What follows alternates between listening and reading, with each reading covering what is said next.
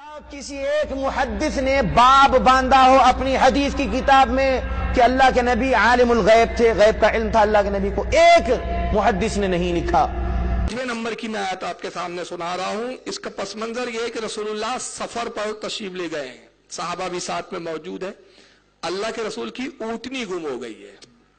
اور اس کو کن کن لوگوں نے لکھا حوالے سن لیں۔ اس کو امام جلال الدین سیوطی نے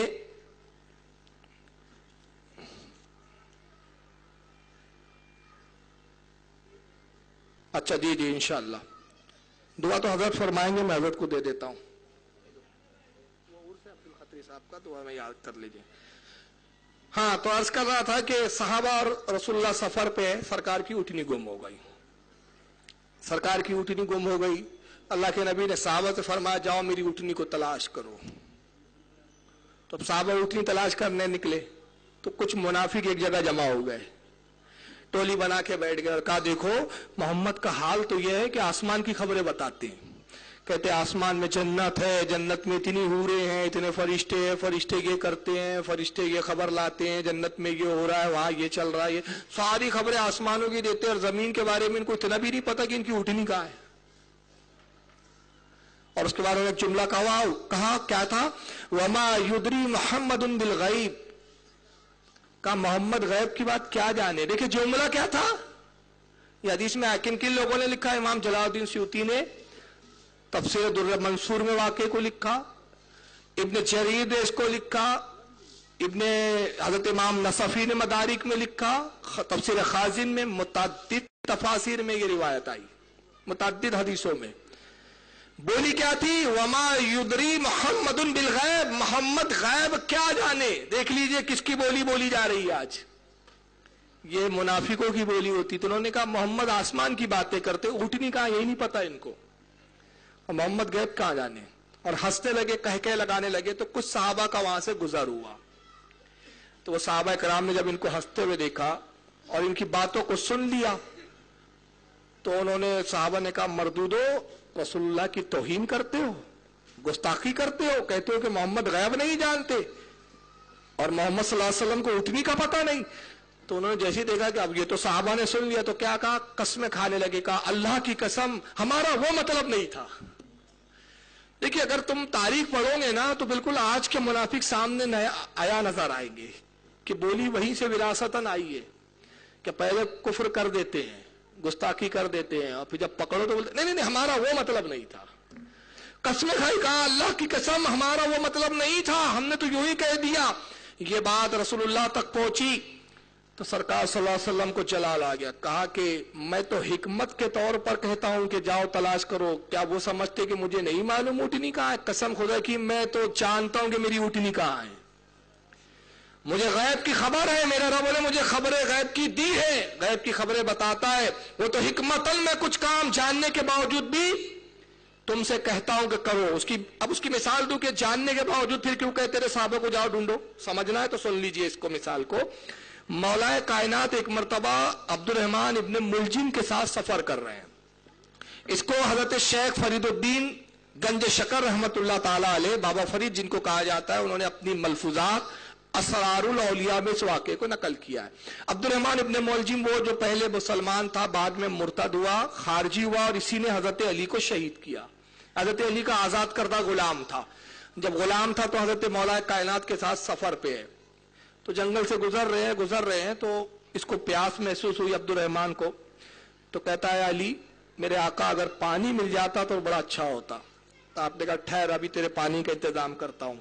کچھ آگے بڑھے تو ایک پرانا ٹوٹا پھوٹا قبرستان دکھا، قبر بوسیدہ تھی، کسی زمانے میں آبادی تھی، اب آبادی ختم ہو چکی تھی، دور دور تک آبادی کا نشان نہیں تھا، قبریں تھی کچھ ٹوٹی پھوٹی۔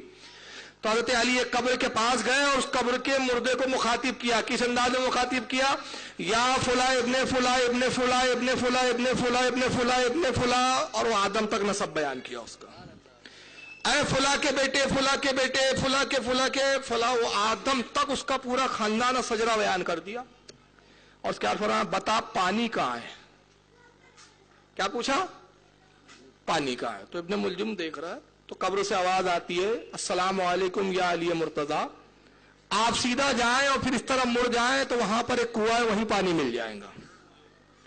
تو ابن ملجم کہتا ہے آقا میں آپ پہ فدا ہو جاؤں، بڑی عجیب بات ہے، آپ اس کا نام جانتے، اس کے باپ کا نام جانتے، اس کے باپ کے باپ کا نام جانتے، اس کے باپ کے باپ کا نام، اس کے باپ کے باپ کا نام، حتیٰ کہ حضرت آدم تک آپ نے اس کا سلسلہ نسب خاندان بتا دیا، یہ سب جانتے ہیں آپ اس کے باپ داداؤں کے نام، نہیں جانتے تو صرف یہ نہیں جانتے کہ پانی کہاں ہے؟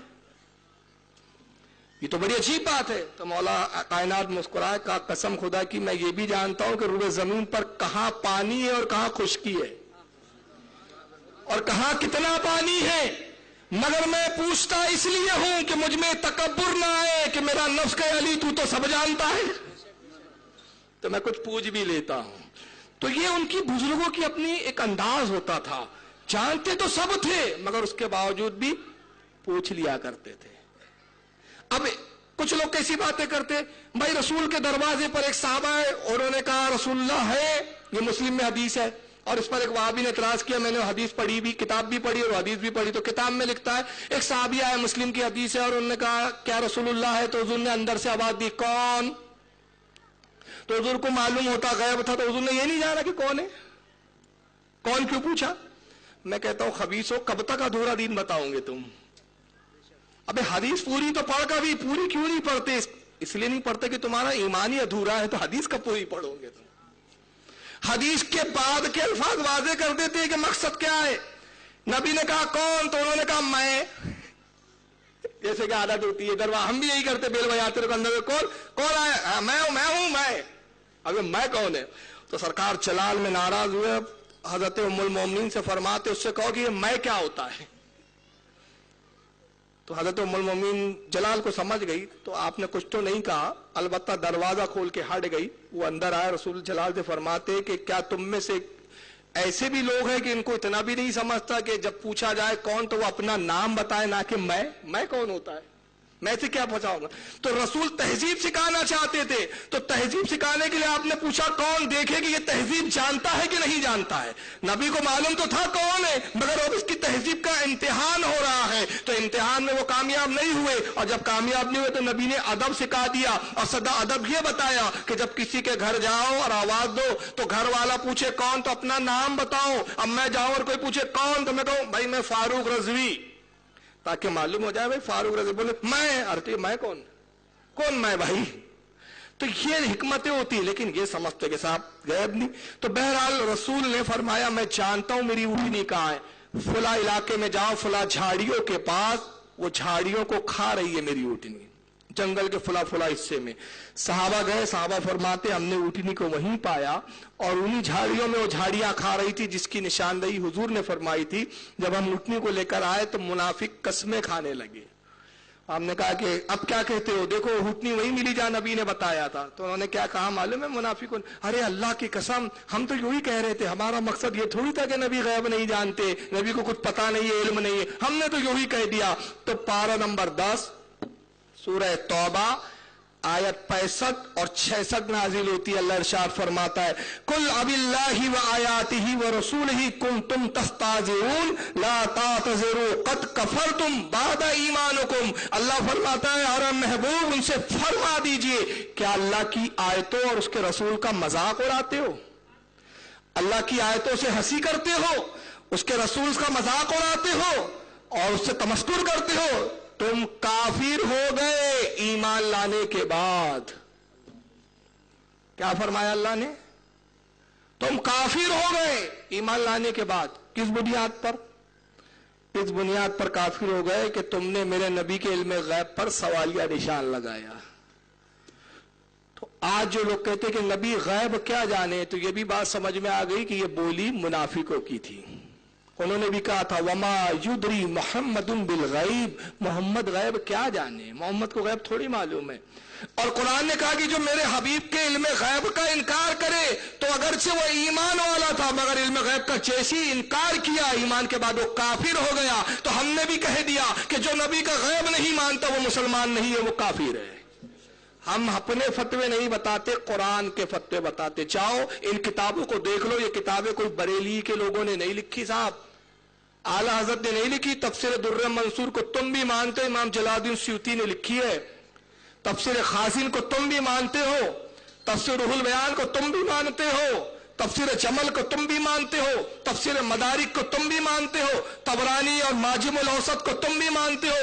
ये किताबें, ये हदीसें इन किताबों में मौजूद है, और ये किताबें उस वक्त लिखी गई जब बरेली में आला हजरत पैदा भी नहीं हुए थे, जब मौलाना नकी अली खां का वजूद भी नहीं था, जब मौलाना रजा अली का भी वजूद नहीं था। आला हजरत के खानदान के कई अफराद नहीं पैदा हुए थे, बल्कि मैं कह दूं कि आला हजरत का खानदान अफगानिस्तान से हिंदुस्तान भी नहीं आया था। ये उससे कई सौ साल पहले के आइम्मा उसके अंदर है।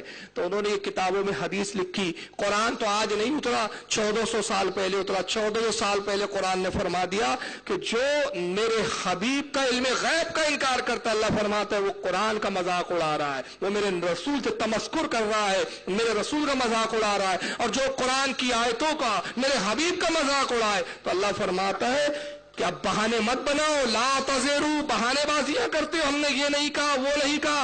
ला तातज़ेरू कद कफर तुम, अब बहाने मत बनाओ, तहकीक के तुम काफिर हो गए। बाद ईमानुकुम, ईमान लाने के बाद भी, ईमान लाके तुम मुर्तद हो चुके। तो